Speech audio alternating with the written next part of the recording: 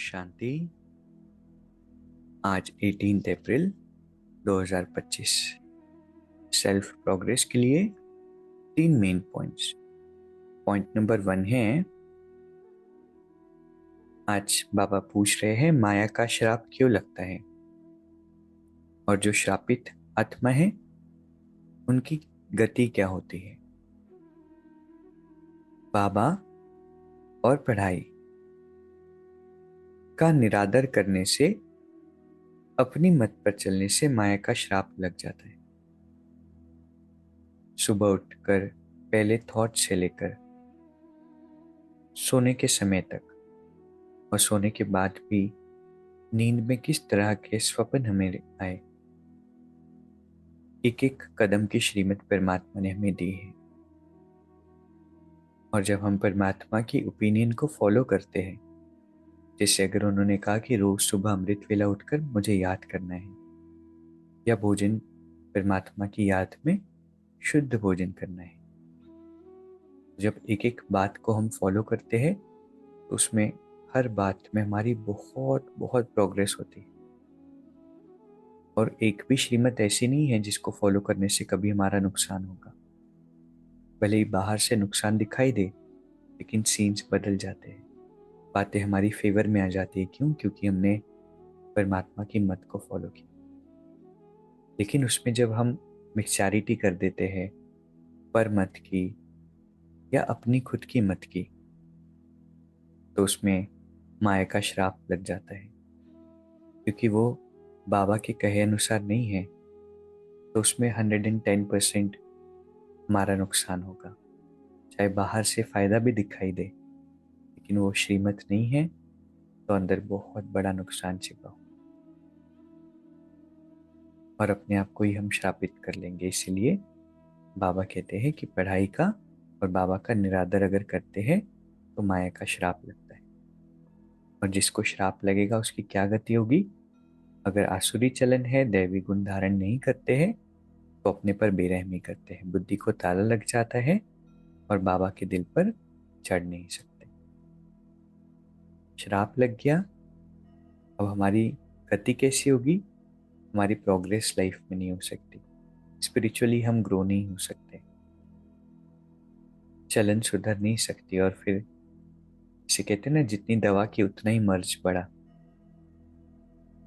तो एक तरफ हम स्पिरिचुअलिटी को फॉलो भी कर रहे हैं, दूसरी तरफ और ही हमारा स्वभाव बुरा होता जा रहा है, या और ही नेगेटिव डिसर्विस हम करते जा रहे हैं। तो कितना डीप पॉइंट है। दूसरा पॉइंट है, सदा एक बाप की तरफ ही दृष्टि रखनी। देही अभिमानी बनने का पुरुषार्थ कर माया के धोखे से बचना है। कभी कुदृष्टि रख अपने कुल का नाम बदनाम नहीं करना है। नजरों में एक परमात्मा हो, एक बाबा हो, और दृष्टि हमारी कु हो जाती है, मतलब किसी के लिए नेगेटिविटी, घृणा, नफरत, लस्ट, परमात्मा कहते हैं कि ये तुम्हें नहीं करना है। तीसरा पॉइंट है, फुल स्टॉप की स्टेज द्वारा प्रकृति की हलचल को स्टॉप करने वाले मास्टर प्रकृति पति भव। वर्तमान समय हलचल बढ़ने का समय है। फाइनल पेपर में एक तरफ प्रकृति का और दूसरी तरफ 5 विकारों का विकराल रूप होगा, है ना। अभी ट्रांसफॉर्मेशन का समय है और आप खुद ही ऑब्जर्व करते होंगे कि जैसे जैसे समय आगे बढ़ रहा है, हर चीज का बहुत विस्तार हो रहा है। आत्माओं के नंबर ऑफ थॉट्स भी कितने बढ़ रहे हैं, क्योंकि हर तरफ विस्तार है, रिस्पॉन्सिबिलिटीज में, संस्कारों में, इच्छाओं में। तो ऐसे में क्या होगा, जब ट्रांसफॉर्मेशन का समय एकदम नजदीक आएगा, कलयुग से सत्ययुग की दुनिया में परिवर्तन होगा, तो फाइनल पेपर के समय प्रकृति का भी और 5 विकारों का फोर्स बहुत ज्यादा होगा।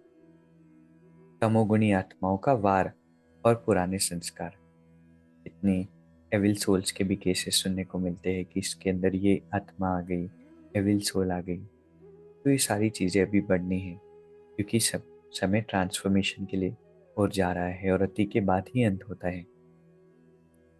तो सब लास्ट समय पर अपना चांस लेंगे। ऐसे समय पर समेटने की शक्ति द्वारा अभी अभी साकारी, अभी अभी आकारी और अभी अभी निराकारी स्थिति में स्थित होने का अभ्यास चाहिए। देखते हुए न देखो, सुनते हुए न सुनो। जब ऐसी फुल स्टॉप की स्टेज हो तब प्रकृतिपति बन प्रकृति की हलचल को स्टॉप कर सकेंगे।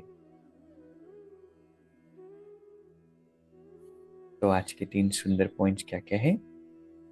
पहला है, बाबा का और पढ़ाई का कभी निरादर नहीं करना है, क्योंकि श्रीमत पर नहीं चलेंगे तो माया का श्राप लगेगा और फिर हमारी दुर्गति होगी। बाबा के दिल पर चढ़ेंगे नहीं और साथ में बुद्धि को लॉक भी लग जाएगा। दूसरा पॉइंट है, अपनी दृष्टि को कुदृष्टि नहीं बनाना है, एक बाबा की तरफ दृष्टि रखना। और तीसरा है, बाहर तो विस्तार हो गए लेकिन हमें फुल स्टॉप लगाना है। सबके बीच में रहते हुए भी परिस्थितियों से डिटैच रहना है। अच्छा, अभी 1 मिनट हम मेडिटेशन करेंगे। मैं एक शक्तिशाली आत्मा हूँ।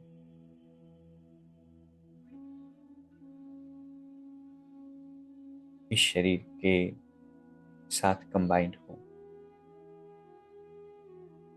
ये शरीर मेरा इंस्ट्रूमेंट है। अब 1 सेकेंड इस शरीर को छोड़ मैं चमकता हुआ सितारा इस शरीर को भूल जाती हूँ और अपने निराकारी स्वरूप में स्थित हो जाती हूँ।